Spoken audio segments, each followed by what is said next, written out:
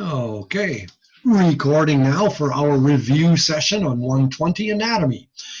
I can begin by announcing and saying again that the format of the final will be similar to the format of the midterm. True, falses, multiple choices, fill in the blanks, and label diagrams, I believe, is how things usually have gone. I should ask, again, I think the 25% of the final exam will cover material before the midterm, but most of the final exam will cover the cochlea. Anatomy, cochlea, physiology of the cochlea, and then the eighth nerve and central auditory nervous systems. That unit, of course, will be covered in detail. So basically, those are the main two or three areas: anatomy of the cochlea, physiology of the cochlea, and the eighth nerve and central auditory nervous system. To a lesser degree, the middle ear, and to a lesser degree, the outer ear. But don't forget the outer ear canal resonance that we looked at in 110. Know the resonance occurs as a quarter wave resonator. And think about, when you're looking at the outer ear as well, the occlusion effect. So know how to define the occlusion effect. And I'm going to give you the two ways again. And this time I'll say it and ask people to get a pen or pencil and write it down. And why is this such a big deal? Because with hearing aids, you're plugging your ear canal. So with hearing aids, you're going to get the occlusion effect. And that's why hearing aids have vents. Okay? But first the lay definition of the occlusion effect, the common person definition. The occlusion effect: my own voice gets louder when my ear is plugged. My own voice gets louder when my ear is plugged. There is a tuning fork test that shows the very same thing as well. And if I pull up my good old tuning forks here, I'll show you. Here's a tuning fork. If I ding the tuning fork, it's called the Bing tuning fork test. And if I take that tuning fork and I hold it on the mastoid bone behind my ear, so feel the bone behind your ear, the mastoid bone, put the tuning fork on that mastoid bone and plug my ear. Did it get louder? Yep. Whenever I plugged my ear, the tuning fork got louder. That's a normal finding. Bing, B-I-N-G, tuning fork, named after Dr. Alfred Bing, okay? The tuning fork, the occlusion effect, you don't have to use a tuning fork. Hum and plug your ear. And when you plug your ear, you should hear your hum louder in the ear that you plugged.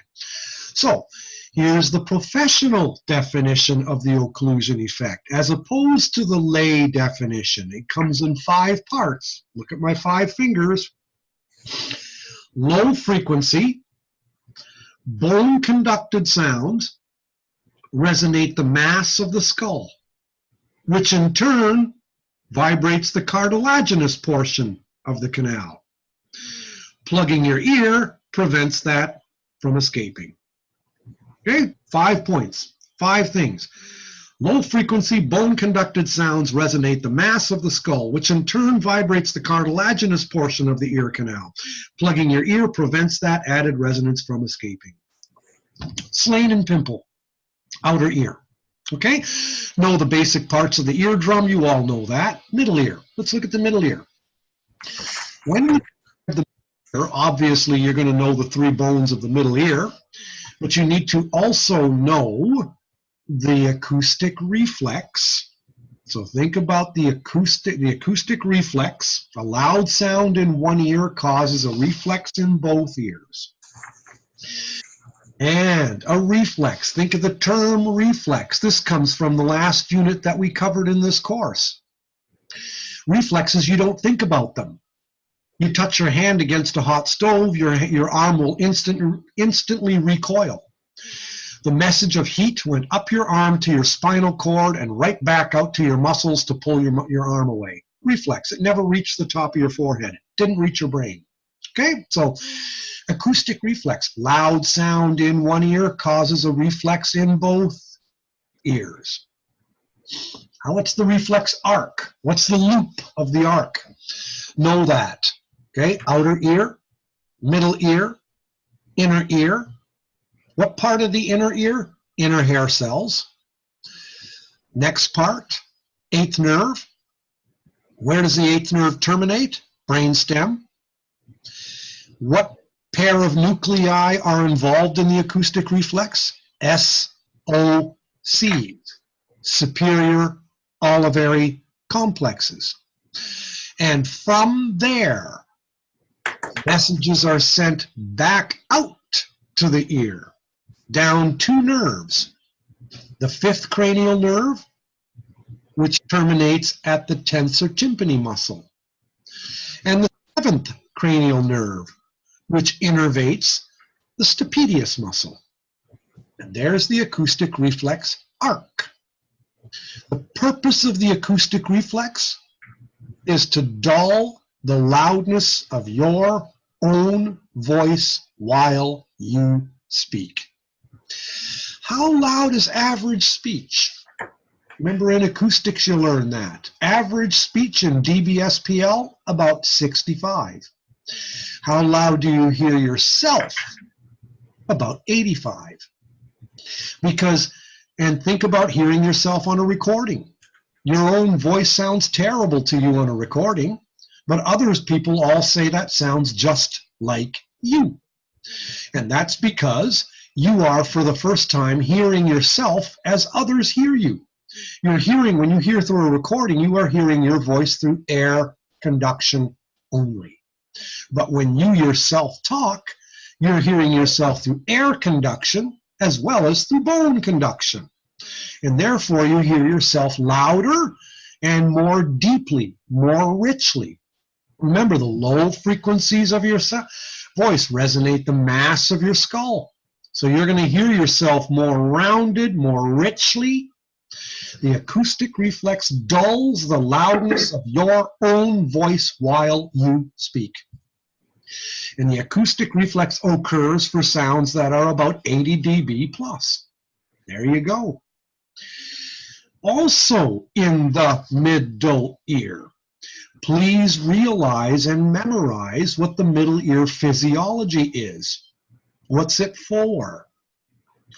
The middle ear, it's a transducer, first of all, one, and it changes sound energy into mechanical energy.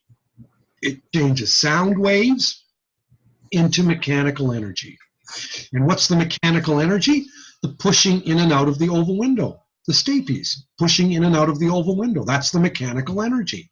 So the middle ear is a transducer changing acoustics of sound into mechanical energy. That's number one. Number two, the middle ear overcomes the impedance mismatch. It's right in the notes. It overcomes the impedance mismatch between air and fluid. It overcomes the, what does that mean in English? Impedance is the opposition to sound. So sound doesn't carry forever going through air.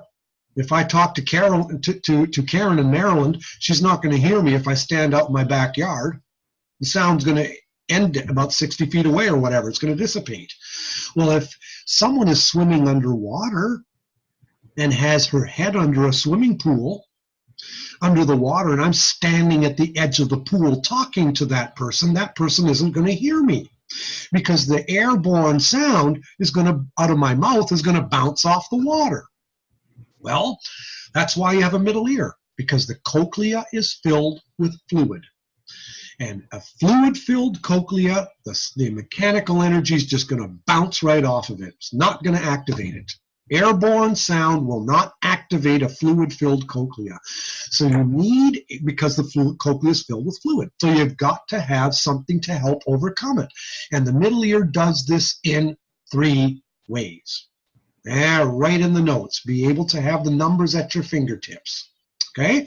Eardrum is 17 times larger than the foot plate of the stapes. That's number one. Number two, the leverage action of the middle ear bones. The malleus is 1.3 times longer than the incus. So that leverage action is 1.3 to 1. So you got a 17 to 1 eardrum relative to size of the foot plate of the stapes, a 1.3 to 1, the leverage action of your middle ear ossicles, and number three, the buckling action of your eardrum, because your eardrum doesn't act as a solid unit like my hand going back and forth. There's a buckling action, okay? And look in your PowerPoints, it's right there. There's a picture of it, okay? So the buckling action increases the pressure by 2 to 1. So now you've got 17 to 1 times 1.3 to 1 times 2 to 1, and that's going to give you a 44 to 1 pressure increase, a 44 to 1 pressure increase. So to share screen for the first time and take a look at some notes therein, let's take a peek. And go to middle ear anatomy and physiology here. And pull this PowerPoint up to show you those three ways in which the middle ear overcomes the impedance mismatch between air and fluid. Lots of pictures of eardrums there. Oh, that's got to be outer ear anatomy and physiology. We don't want that one. We want middle ear. So we'll pull that guy up. All right. So here's your three ways. Okay, the eardrum size relative to foot plate of the stapes, the leverage action of the middle ear ossicles, the buckling action of the eardrum. So basically, when you're looking at all of these factors put together, there's your summary. Basically 44 to 1 pressure increase. Now, look at the graph here. Look at pressures. Remember your dynes per centimeter squared? That's a pressure unit. Well, if you're looking at a 44 to 1 pressure increase, you're looking at the orange here. If you've increased your pressure by 10 to 1, you've gone up 20 dB. If you've increased your pressure by a factor of 100 to 1, you've gone up 40 dB. 44 to 1 is somewhere between 10 and 100. So it's going to increase the pressure somewhere between 20 and 40 dB. And research has shown, sure enough, that the middle ear increases the pressure of sound by some 30 to 35 decibels. So have these numbers regarding the middle ear, have those at your fingertips. Okay? Great stuff. Now let's go to the cochlea. When you're looking at the cochlea, the anatomy of the cochlea, now we're getting into the real meat and potatoes of the final exam. The outer and the middle ear are basics, okay? And there will be some of those on. Largely what I've been talking about is the stuff that will be on the midterm that way. When you turn our attention now to the cochlea, you've got to realize and memorize the fluids in the cochlea, perilymph, endolymph, remembering that the cochlea has a bony labyrinth and a membranous labyrinth. Perilymph fills the bony labyrinth, endolymph fills the membranous labyrinth. So let's pull up a picture and see. Make that guy smaller. Let's go to inner ear anatomy. And there we go. Pull it up. Very first picture, the yellow, showing you the bony labyrinth, the orange showing you the membranous labyrinth. And please think of the white on this slide as solid bone. Okay? Membranous labyrinth in black, bony labyrinth here in white. This is all balanced stuff. Here again, membranous labyrinth shown right here, bony labyrinth shown over here. Highlighting things again, yet another way. Membranous labyrinth is in dark gray, bony labyrinth is in light gray. So, and again, the white is solid bone. And what fills up the bony labyrinth? Perilymph. And when we look at and what fills up the membranous labyrinth, endolymph. So we look at the round hose picture, the bony labyrinth. Actually, it's more of a triangular shape, as is shown in this particular shot here. And then when you're looking at that triangular shape as it really is in the cochlea, so looking at this triangular shape as it really is, there's your triangular shape. And moving on in, here's the triangles again. Membranous labyrinth, membranous labyrinth, membranous labyrinth. Okay, bony, membranous. Perilymph, endolymph, perilymph. Unrolled cochlea, this is the organization thereof. Oval window, scala vestibuli, bony labyrinth. Helicotrema, la la la la la la. Bony labyrinth here, scala tympani. Scala media in between, membranous labyrinth. That would be the triangular area filled with endolymph and hair cells. When you're looking at a cross section, so this is an unrolled cochlea, look at the cross section, same thing, okay? Unrolled here, cross section here. Bony labyrinth, scala vestibuli. Membranous labyrinth, scala media. Bony labyrinth, scala tympani. Hair cells would be located in this blue area, and actually, to be specific, right here where my cursor is. Right here where my cursor is. Right here where my cursor is. Okay? There and nowhere else. Let's get more of a close-up here. And there's more of a close-up. Hair cells know the basics of the cochlea. Tectorial membrane, basilar membrane, Reissner's membrane, all these things. Pulling it in closer, Reissner's, basilar, tectorial, stria vascularis, spiral ligament. Think of that there's 3 spirals. Spiral ligament, spiral lamina, where my cursor is right here, lamina, and spiral ganglia. Spiral ganglia, spiral lamina, spiral ligament. Hair cells right here, inner and outer. Another thing to remember about the anatomy of the cochlea is this odd situation. Follow my cursor here. Endolymph, cortilymph. And cortilymph is perilymph inside the scala media. Cortilymph. So when you're looking at the hair cells very close up, as in this picture here, you can see that the walls of the hair cells are surrounded by cortilymph, while the hairs of the hair cells are in contact with endolymph. Okay? Endolymph contacting here, cortilymph surrounding the cell body walls. This is how the hair cells can act as electricity generators.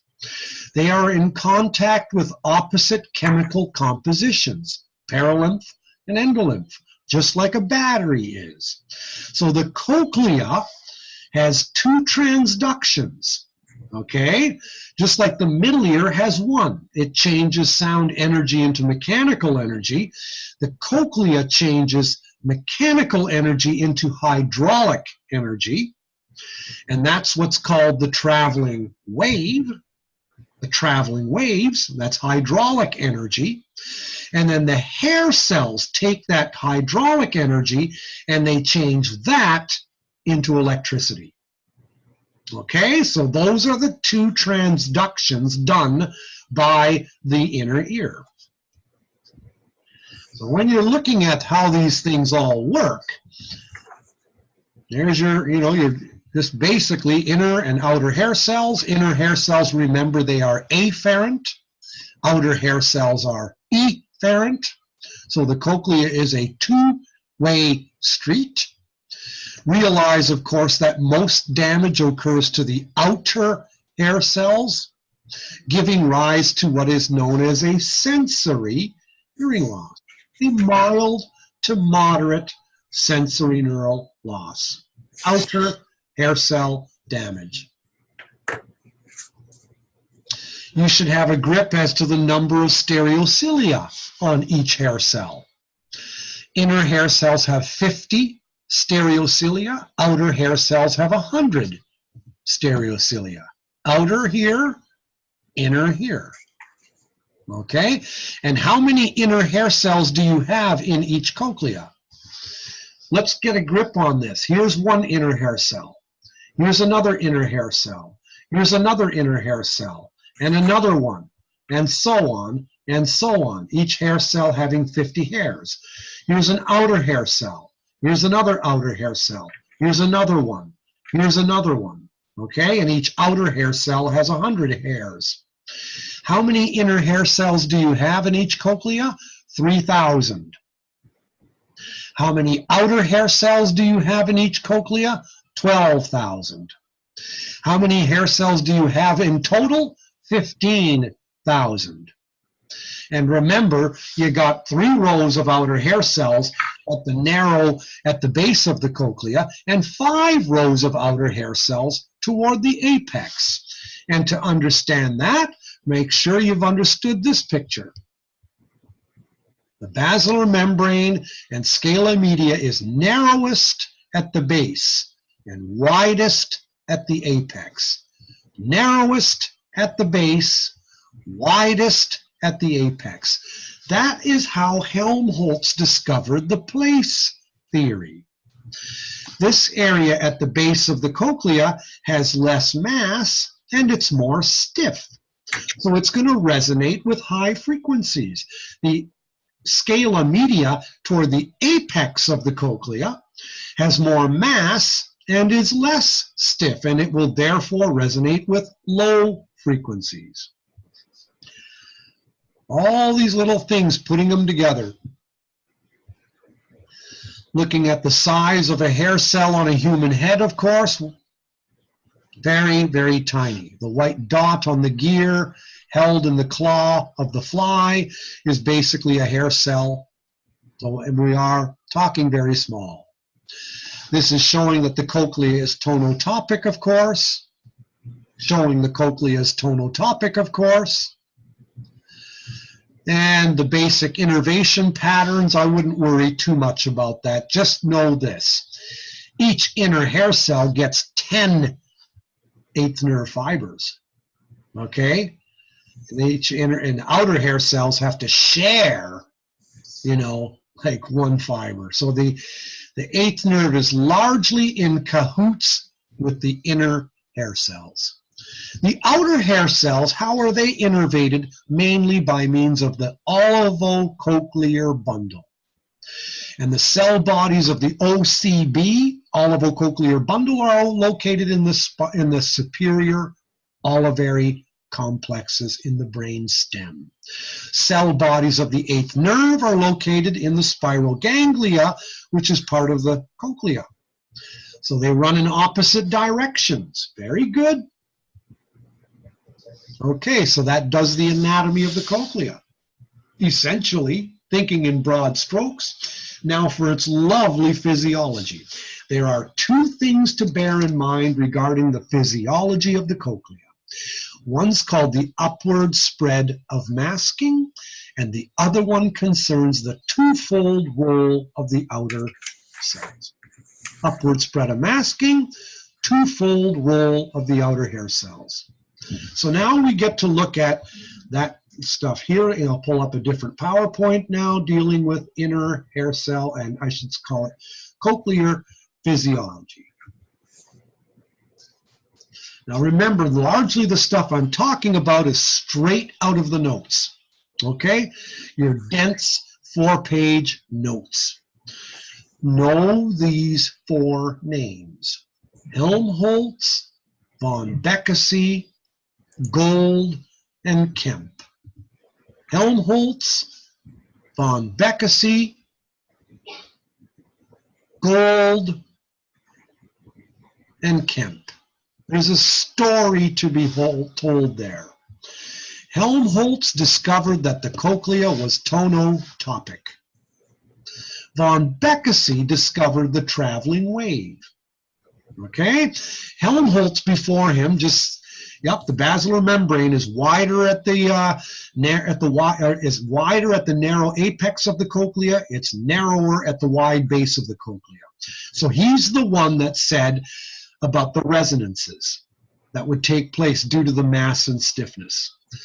Von Bekkesee discovered how the hair cells were stimulated, the traveling waves. Okay, the traveling waves of the cochlea ripple the basilar membrane, and they will ripple the basilar membrane near the apex if the sound coming in was a low frequency sound, and they will ripple the basilar membrane and hair cells at the base of the cochlea if the incoming sound was a high frequency sound. Now it's very important, I'll stop sharing here just to really emphasize. Remember, sound waves are longitudinal. Traveling waves are transverse. What does that mean in English? Sound waves are compressions and rarefactions of molecules, and we draw them up and down because it's easier. Okay, but really, they are squeezing and separating of molecules. We draw the squeezing as an up, we draw the separating as a down. Traveling waves really do go up and down, just like water waves. So water waves coming toward the shore are going up and down, but that up and down movement is perpendicular to the direction of the wave coming at you. And water waves are like traveling waves. Okay, so please don't think sound waves come into the ear, because the wavelength of a 250 hertz tone, for example, is 4.5 feet long. When you unroll a cochlea, it's about 1 inch long. So all you can say is sound waves activate the cochlea. They don't come in. Sound waves create traveling waves. Okay, and traveling waves are a different animal than sound waves. Hi. How you doing? Make sure you know that. Very important. Now let's talk about the two things about the cochlea: the upward spread of masking and the outer hair cells and what they do. Because this is cochlear physiology. Von Bekkesee discovered the traveling wave. Gold said there's more to it than just the traveling wave. The traveling wave, he said, is amplified and sharpened by the outer hair cells. Von Bekkesee said, nah, that sharpening is done further up in the system. The cochlea is just a gross series of rounded traveling waves. The sharpening is done in the brain. Gold said, no, there's something going on in the cochlea. Look at outer hair cells. They look different from inner hair cells. Von Bekkesee did not believe him. Von Bekkesee won the Nobel Prize. There's the stamp in Sweden. So Gold left the field, did other things. Later on, he was vindicated by this man, David Kemp, who discovered several decades later otoacoustic emissions. OAEs are backward traveling waves that are leaving the cochlea, hitting the footplate of the stapes, wiggling the middle ear ossicles, and wiggling the eardrum, and now the eardrum is acting as a speaker. And these are a byproduct of the outer hair cells working to do what Gold said they were doing. They amplify and sharpen the wave. Because they are working, they sweat. That's one way you can look at it. Just like when you're doing a bunch of push-ups, you're going to sweat. Okay? So sweat is a byproduct of work. OAEs are a byproduct of the outer hair cells working their beloved little tails off. So when we keep going and look at traveling waves, lots of your notes on physiology of the inner ear talk about horizontal movement and how this translates into a vertical up and down movement. Read that carefully, because of course it's all about the helicotrema, la la la la la la.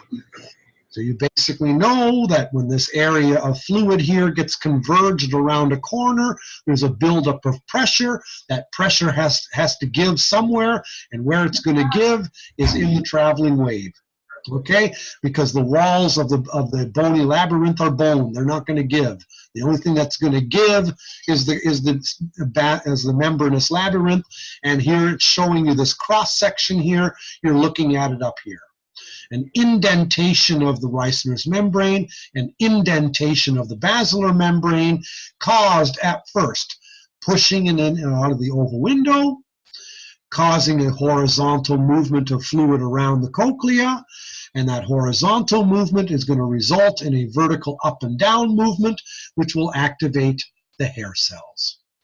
Okay, so showing it here again, that's the cochlea, again, horizontal movement translated into a vertical up and down movement, all because of this helicotrema. Things get narrower here, so this wide area gets converged onto a smaller area. You've got a pressure increase, and that pressure increase will result in an indentation at some unique place along the basilar membrane. Here, if it's a high frequency sound, here if it's a mid, and here if it's a low. And it will be caused here if it's a high frequency sound because there's less mass in the scala media and more stiffness. The traveling wave will ripple here if it's a low frequency sound because there's more mass and less stiffness. So all these things from Helmholtz to von Beckersee to Gold to Kemp describe the journey of knowledge of the physiology of the cochlea. Fascinating organ. The indentation of the scala media will cause the hair cells to shear. So when this action occurs like this here, this up and down motion, what will that result in? That will result in a shearing of the hair cells at rest versus when activated. So lots happens here. First, we'll talk about the upward spread of masking. Remember that the envelope or shape of the traveling wave is asymmetrical. The steep front always faces the apex. The envelope of the traveling wave is shaped much like a kite. Okay? And that helps to explain the upward spread of masking. If it's a high frequency sound, the traveling wave will be isolated more toward the base. If it's a low frequency sound, the peak will be more toward the apex. Again, that's shown here as well. High frequency sound, the traveling wave will stop here. Low frequency sound, the traveling wave will stop here. But it's always asymmetrical in shape. And that asymmetrical envelope, the dotted lines, shaped like kites, those are what describe the upward spread of masking. Again, shown here. Same thing, always. The narrow, or I should say the steep wavefront always faces the apex. The shallow slope slopes toward the base. So when you're looking at a whole bunch of traveling waves taking place when you're saying the word information, you've got hundreds of traveling waves, and you can see that when it's a vowel type of sound coming from the throat, the traveling waves stop more toward the apex. Yet when it's a high frequency consonant, the traveling waves stop more toward the base. Information. And on top of each of these traveling waves is a sharpening, but we'll get to that in just a moment. Here's the upward spread of masking. Even here, you can see that the traveling waves are asymmetrical, that the fronts are more steep than the tails. And the fronts always face the apex. And this is just showing you what's happening over time, of course. That's why this is so long, okay? So here we go.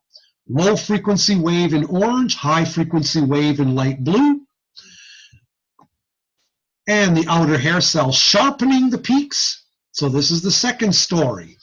This is the one story, upward spread of masking, and this is the second story, the sharpening and amplification of the traveling waves. Both of these things affect hearing loss. Both of these things affect hearing aids. Okay, so all of this stuff plays in your clients. First, the upward spread of masking. Background noise is like the bull in the china shop. Let's look at how. Here's a low frequency rumbling of a truck in red, blah, blah, blah, blah, blah, blah, blah, blah, creating traveling waves toward the apex of the cochlea. Here at the base, a soft traveling wave caused by the peeping of a canary in a little cage in your kitchen. The rumbling of the truck, look at how its envelope will cover the envelope made by the high frequency canary. So lows mask highs better than highs mask lows. Look at the peeping of the canary now. Now you stuck a pencil in her cage. You've really tried to piss her off. And now she's peeping loudly, okay? But the rumbling of a truck outside, even though it's very soft in this case, blah, blah, blah, blah, blah, blah, blah, blah. This canary, the large traveling wave, made because she's peeping loudly, isn't going to come out toward the apex of the cochlea. So that's why lows mask highs better than highs mask lows. Upward spread of masking. And the second part is the sharpening done by the traveling waves, the twofold role. First, the traveling wave peaks are amplified, and secondly, they are sharpened. And this black dotted area here is lost with hair cell damage. With outer hair cell damage, you no longer have the black dotted points. So basically what's happening is your traveling waves are looking, here's what the outer hair cells are doing, a moving shot. Soft incoming sounds activating the cochlea cause the outer hair cells, we don't know how this is done. If you want to win a Nobel Prize, figure out how the outer hair cells do this. We don't know how they get the message to do this. But when soft sounds below 50 activate the cochlea, the outer hair cells are kicked into action to pull, to shrink, and pull down this blue tectorial membrane so as to bend or shear the inner hair cells. When sounds are greater than 60 dB or 50, there's enough fluid motion taking place in the cochlea to move the hairs of the inner hair cells by themselves. But with sounds less than 50, they need the mechanical help of the outer hair cells. So when people lose outer hair cells, you've lost the ability to hear below 50 dB. You now have a mild to moderate sensory neural hearing loss. So here's von Beckesy's traveling wave. It's a passive wave. It's a traveling wave without the sharpening done. It's the traveling wave that von Beckesy said takes place. Here, follow my cursor. It might take place here if it's a high frequency sound. It might take place here if it's a mid. It takes place here. You're hearing a bass. Gold suggested this. Von Beckesy thought that sharpening took place further up in the brain, but he was proven to be correct by Kemp. Because when you've lost outer hair cells, you've lost this sharpening. And please understand and internalize this. What is the biggest complaint of hearing aid wearers? Background noise. That can be explained because of the upward spread of masking. Okay? Background noise. Something else, though. Now, number two, that's number one. You can't help that. I mean, that's just audiological checkmate, okay? But here's something else. This is, what do you call it? Chapter 2, something else. You've lost the sharpening. Because you've lost the sharpening, you've lost the frequency resolution. You've lost the ability to distinguish 1,000 hertz from 1,001 hertz. You need more of a change in frequency to recognize a change. Because look at how dull and rounded this is. Look at how many frequencies this peak is stimulating at the same time compared to this. First, this one's amplified, but secondly, there's only one thin line here. So only these hair cells are stimulated, whereas here, a whole bunch of hair cells are stimulated. That's why this person, A, has difficulty hearing in background noise, but B, can't separate speech from background noise as easily. This picture shows you two traveling waves, the top one, in an unrolled cochlea, and you've got two peaks side by side. This is a normal hearing person. He can easily distinguish frequencies close together. The panel in the middle shows outer hair cell damage. So the peaks are first smaller, but secondly, they're rounded. So when you take a hearing aid and put it on this person, you've changed this middle traveling wave into the bottom one. So this person here has a harder time. Yep, you've increased the gain of the hearing aid, you've amplified, but that's only half the story.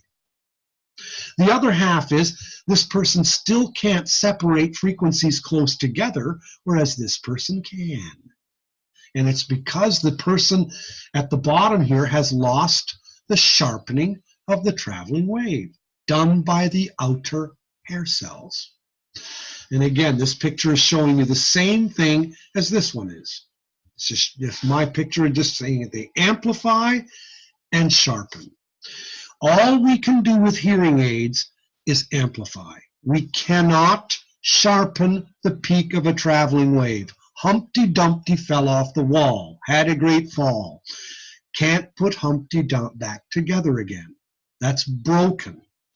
So the only thing you can do for hearing aid, for hearing loss like this, the only thing you can do is increase what we call the signal to noise ratio. Somehow increasing the gain for speech compared to background noise, because we cannot sharpen the peak of the traveling wave. It's gone for good.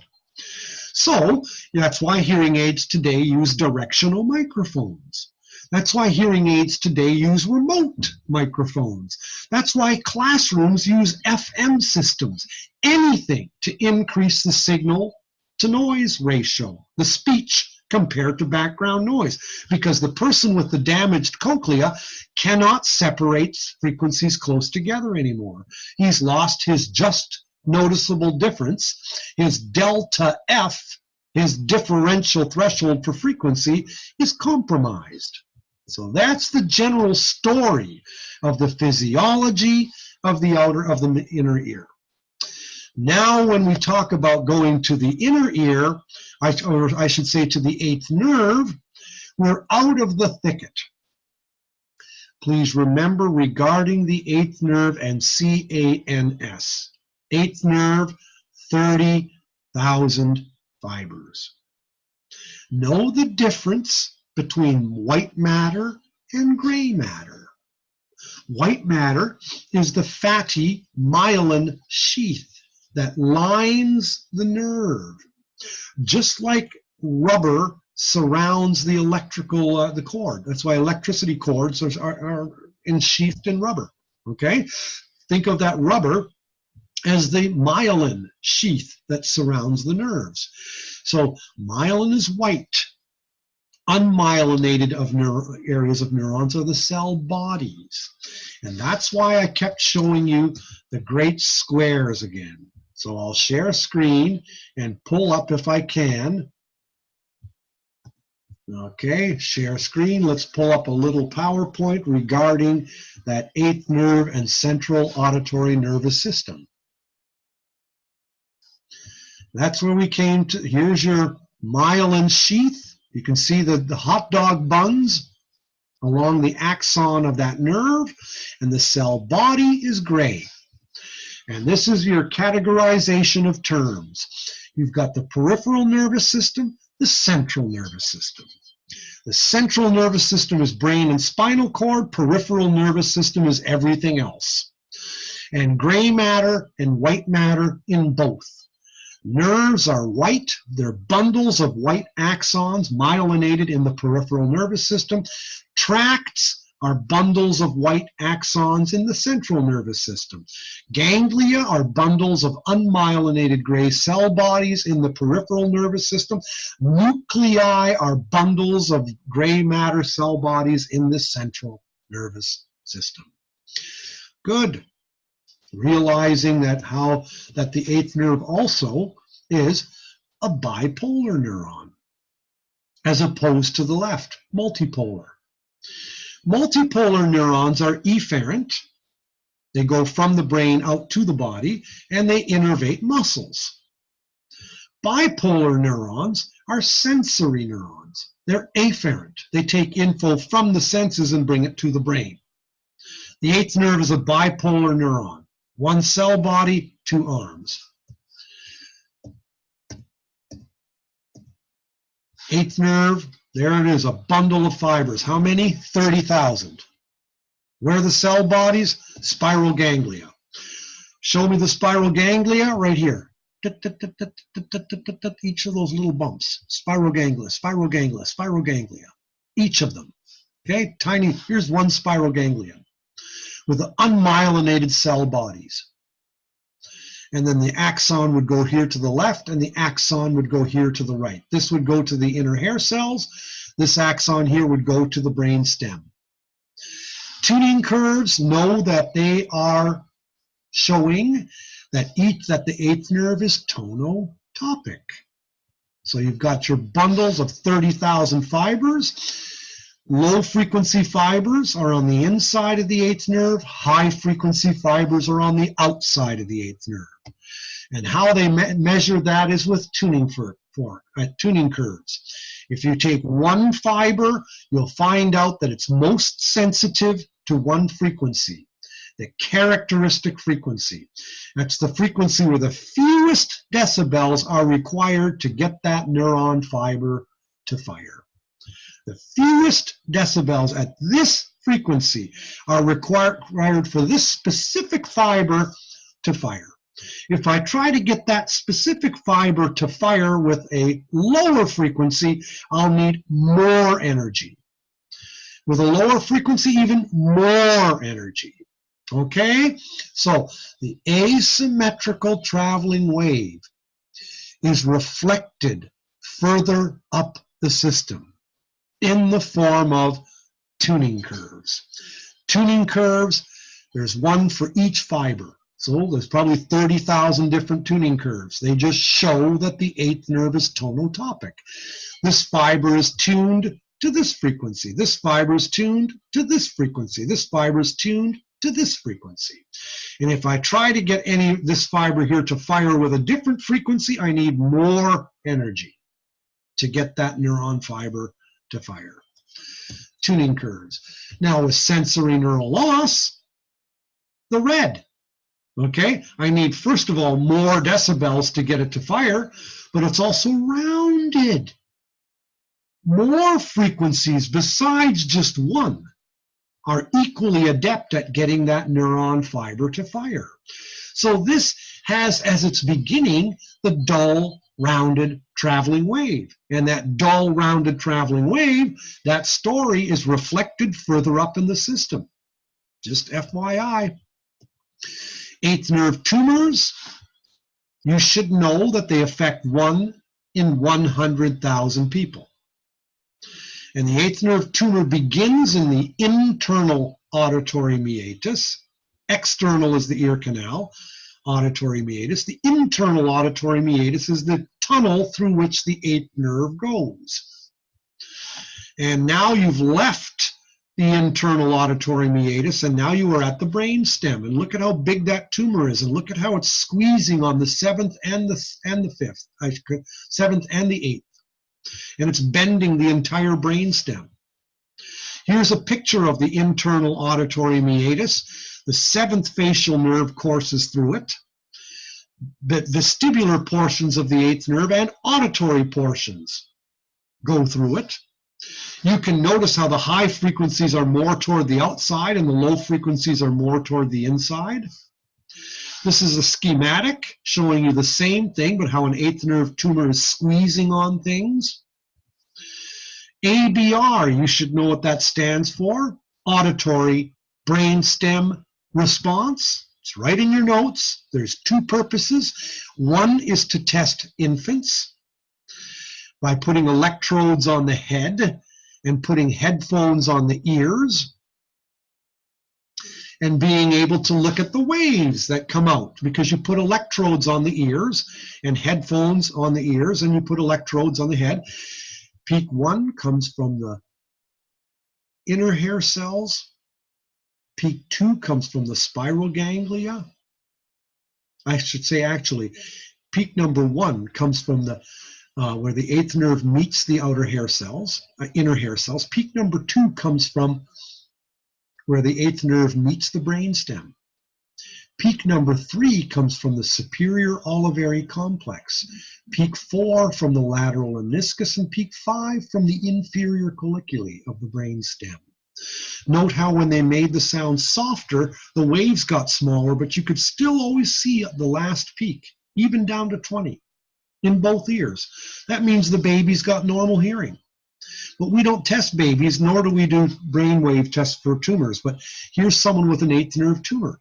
The right ear has a normal ABR, auditory brainstem response. And look at this one here, how extended that one is. And notice, see here, peak 3 to 5, see that time interval? That's the same as this. Where this one's different is 1 to 3. This 1 to 3 is shorter than this 1 to 3. That means the trouble is in the eighth nerve. See this, ABR looks at eighth nerve, brainstem. 1 to 3, eighth nerve, brainstem, 3 to 5. Auditory brainstem response. This is a story that we read about an eighth nerve tumor. This is the spinal cord showing you gray matter on the inside, white matter on the outside. Once things hit the brain stem, look at the eighth nerve. Once it hits the brain stem, you have a literal explosion of different kinds of cells. So now you're at the first nucleus of the brain stem. Let's look at that. Whoops, right here. Cochleas, left and right, eighth nerve, and memorize these 4. Cochlear nuclei, superior olivary complex, lateral lemniscus, inferior colliculi, medial geniculate bodies. You got 5 of these pit stops before you get to your auditory cortex, the temporal lobes of the brain. So you're looking at the brain stem here where my cursor is, and you're looking at the cortex here. So let's look at the parts of the brain stem. Where would the superior olivary complexes and cochlear nuclei be? And same with the LL, lateral meniscus, this whole area that I'm circling. Where would that be in the brain stem? Here's your brain stem. Below here, look where my cursor is, that would be the spinal cord. Okay? But once the spinal cord enters the skull, it's called the brain stem. The medulla, the pons, the midbrain. There's really no auditory areas in the medulla. The cochlear nuclei are here. Superior olivary complexes are inside here. Lateral meniscus is in here. And the inferior colliculi, those are here in the midbrain. Midbrain, pons, medulla. Where does the eighth nerve terminate? At the pontomedullary junction. Look at the back of the brain stem. 4 bumps. Here again, medulla, pons, midbrain. And notice how the inferior colliculi are in cahoots with the superior colliculi. Inferior are for hearing, superior are for vision. This is where auditory and visual information meets and comes together. Fascinating story. Look at when you get to the brain, now the white matter is on the inside and the gray is on the outside. Notice how that's the opposite of this, where the gray matter is on the inside and the white is on the outside. So things change once you get toward the brain, okay? Here's your brain stem seen from a sagittal section, slicing right down the middle this way. medulla, pons, midbrain, thalamus, corpus callosum, and then radiating out. Here, brainstem, medulla, pons, midbrain, thalamus, corpus callosum, cerebellum, which is for fine motor movement. So you've got three main areas of the brain stem, cerebellum, cerebrum on the top, the wrinkled area. Showing you a coronal and a side view, because now we're getting toward the last area, and that's Heschl's gyrus. Heschl's gyrus, the auditory cortex of the brain. Heschl's gyrus, right inside that fissure.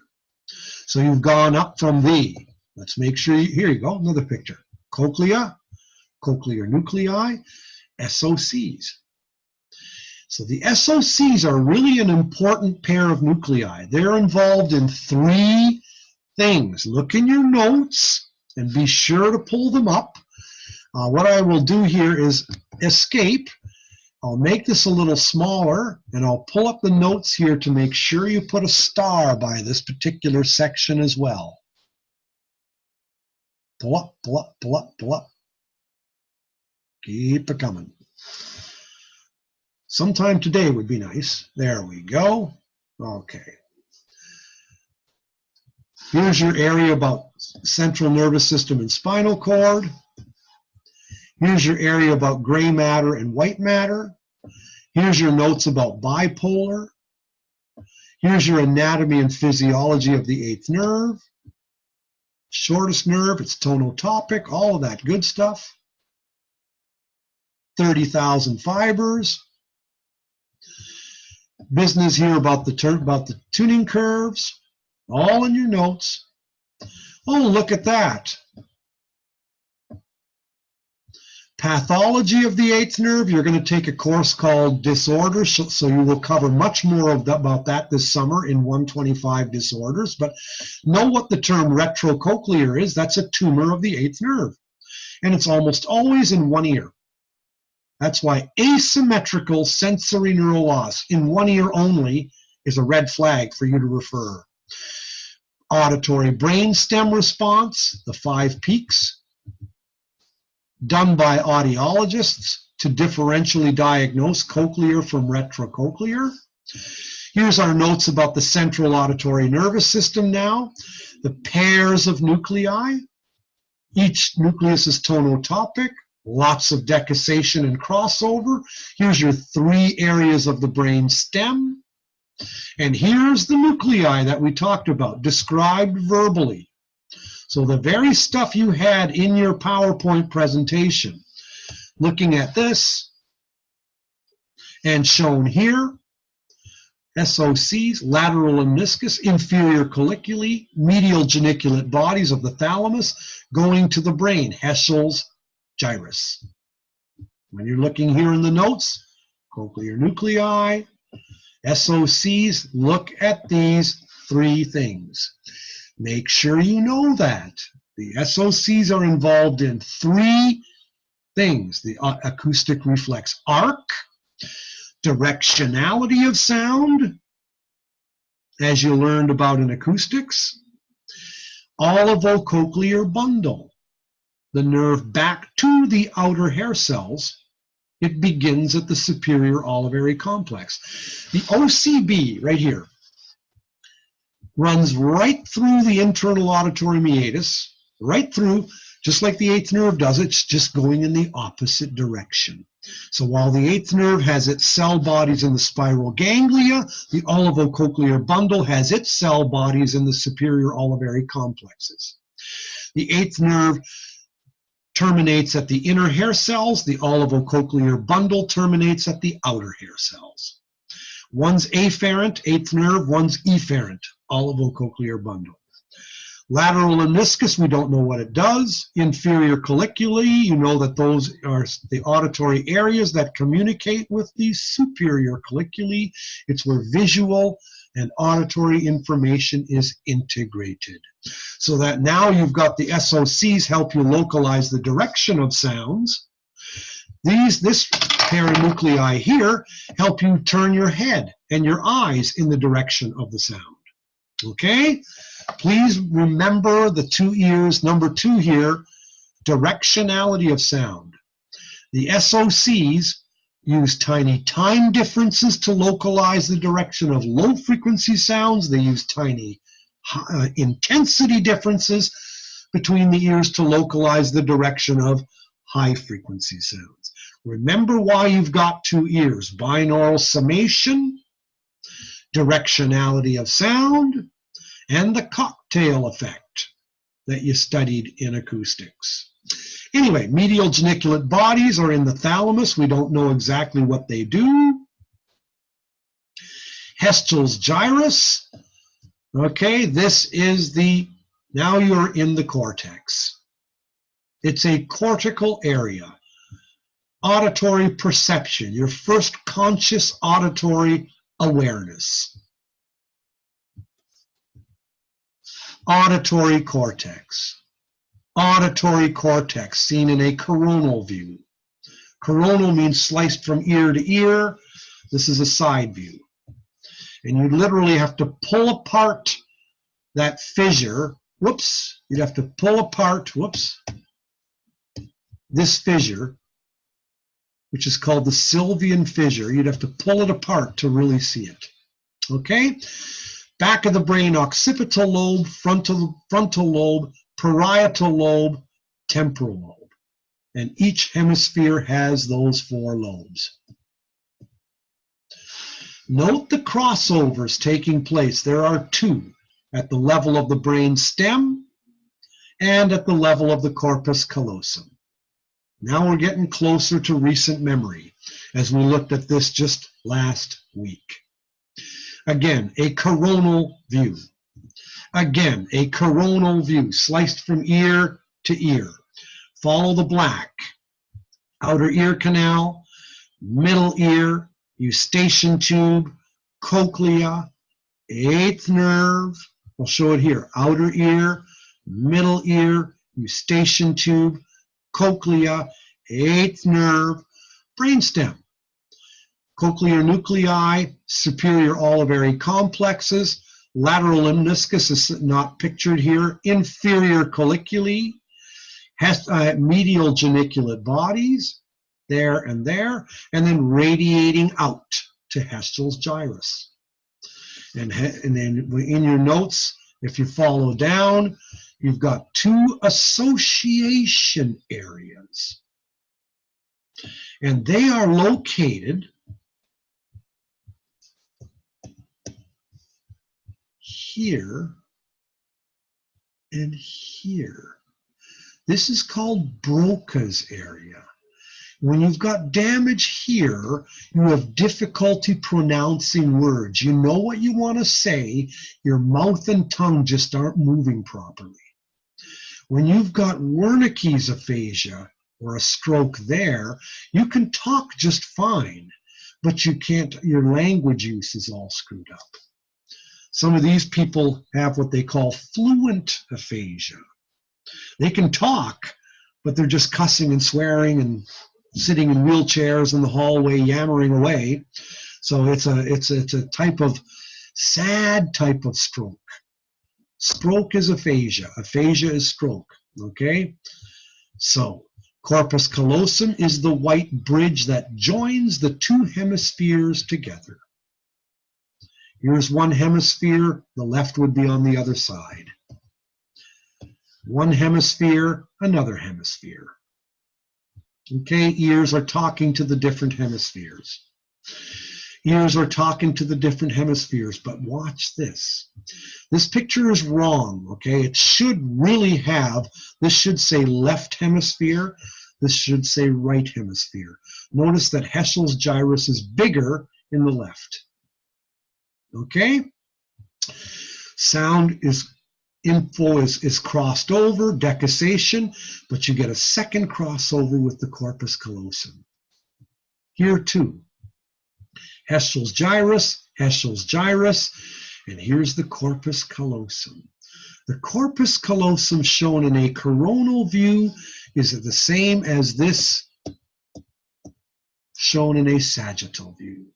This is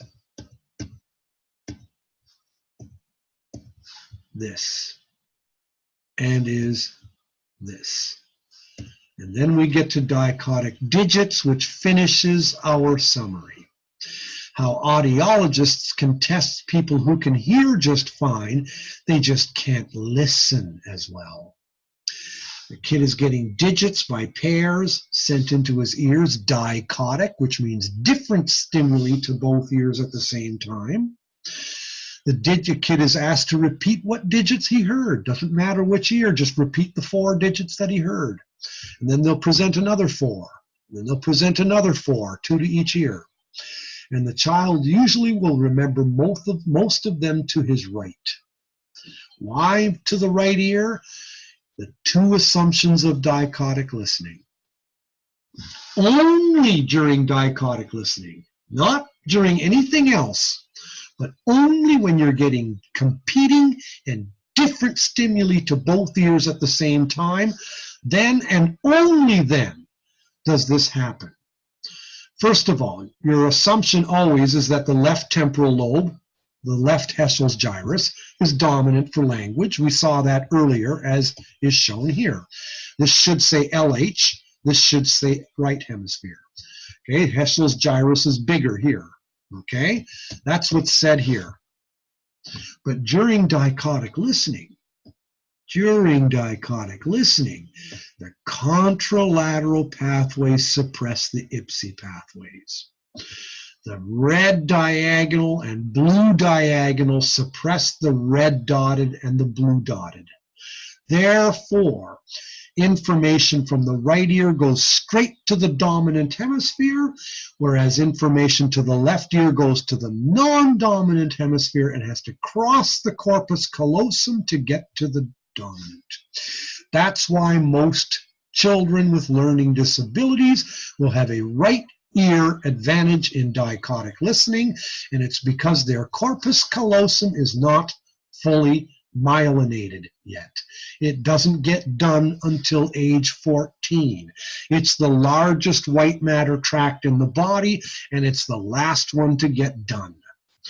That basically finishes my review of 120. We've covered everything from soup to nuts in this thing, okay? Most of the course will take place regarding cochlear anatomy, physiology, eighth nerve, and central auditory nervous system. But remember the salient points about the outer ear, the middle ear, and know your basic cochlear anatomy. It should be a good one. You'll whiz right through it. No problem. I got complete faith in each and every one of you. Haul ass and get it right. Okay? I will stop recording now.